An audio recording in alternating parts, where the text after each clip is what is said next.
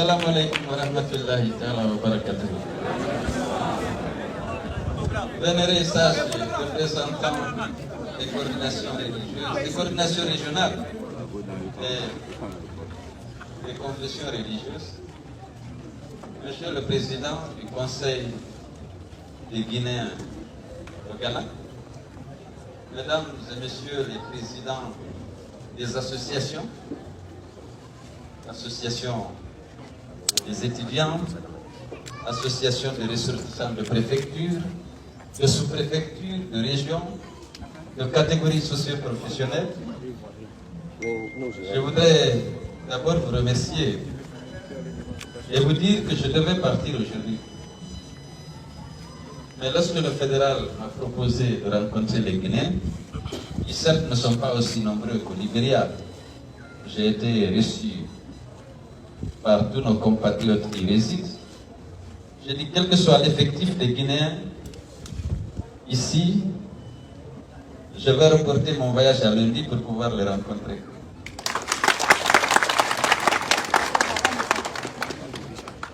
Parce que c'est important qu'on se connaisse.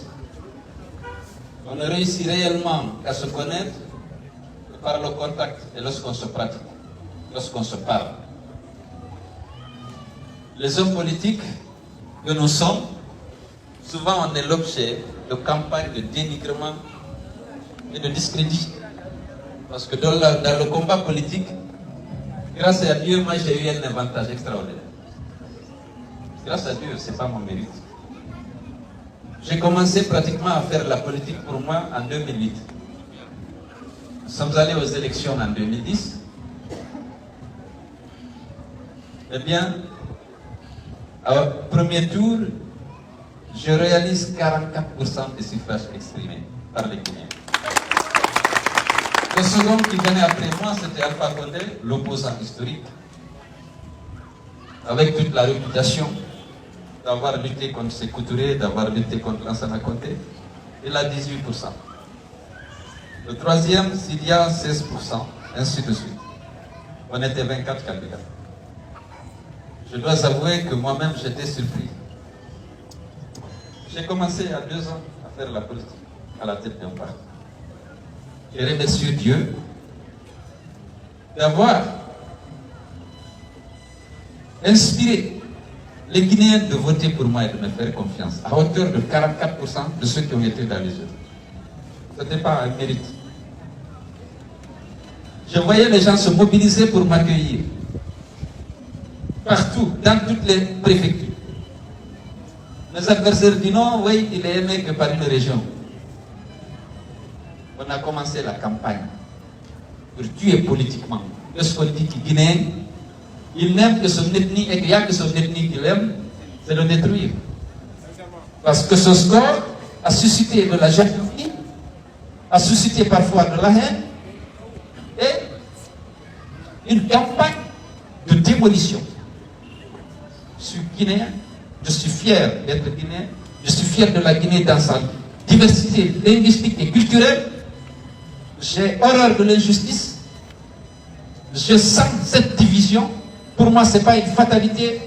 On peut être unis autour des valeurs essentielles. Et je décide d'aller en politique pour ça, pour unir et servir les Guinéens. Mon engagement politique est complètement changé. Non, il est là pour une communauté. Vous ne pouvez pas imaginer à quel point je souffre. Je vais vous donner un exemple. Pourquoi je reviens sur ça? Parce que les discours de ceux qui ont pris la parole avant moi ont insisté sur l'unité. Ce soir, l'association des étudiants, l'association des professeurs et élèves, tout le monde a insisté sur l'unité de la Guinée. Pourquoi? Parce que nous sommes divisés. Et moi, je suis victime de cette division. Je ne suis pas auteur de cette division. Je viens, on m'a discrédité. On a dit à notre Guinée, attention, si c'est le président, cette région n'aura rien dans le partage. Ses enfants ne seront pas associés. C'était injuste. Le président Lansana Conté, le dernier artiste à passer ici à rendre hommage, m'a fait confiance. Il m'a confié la modernisation des infrastructures du pays. Lorsque j'ai commencé à faire la politique, mes adversaires de la moindre ont dit qu'est-ce qu'il a fait pour vous? Il n'y avait rien de concret, de terminé. Et je suis allé me défendre. J'ai dit l'éducation que vous m'avez inculquée. Si Dieu te donne l'honneur d'être celui qui partage ne commence jamais pour toi. J'ai dit c'est l'éducation que vous m'avez inculquée. Les projets sont distribués dans le territoire en fonction du degré de leur rentabilité et non en fonction de la région. Les projets les plus urgents, les plus importants à l'époque, c'était d'ouvrir le corridor avec Bamako. J'ai fait Kouroussa, Kankan, Kourémalé.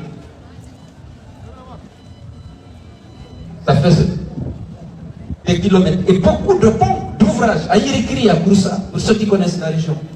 À Djeliborkoro, Nyandankoro, un pont de 500 mètres. À la rentrée de Sigiri, 250 mètres sur le Tenkiso. Parce que c'était important. J'ai fait Sérédou Zérékoré Lola avec le pont sur le Diani. J'ai fait le pont sur le Fatala grâce à Dieu, à la confiance que les partenaires me faisaient, parce que je mobilisais des financements sur la base de pertinence des projets que je présentais pour la Guinée. Je n'étais pas ministre du Fouta ni de la Haute-Guinée, j'étais ministre de la République. Et je travaillais au cadre de la République. C'est après, j'ai fait la promotion de l'abbé Seriba Madina Gounas, l'abbé Tamba. Mais j'avais déjà fait l'autoroute de Conakry avec les échangeurs.